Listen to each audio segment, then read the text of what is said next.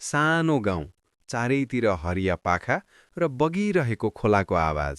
त्यही गाउँमा बस्थ्यो एक उत्साही बालक, अरुण। हरेक बिहान ऊ आमासँग पानी ल्याउन जान्थ्यो, कुखुरा खान्थ्यो अनि दौडिँदै विद्यालय पुग्थ्यो, नाङ्गो खुट्टा तर हाँसोले भरिएको अनुहार। एक दिन शिक्षकले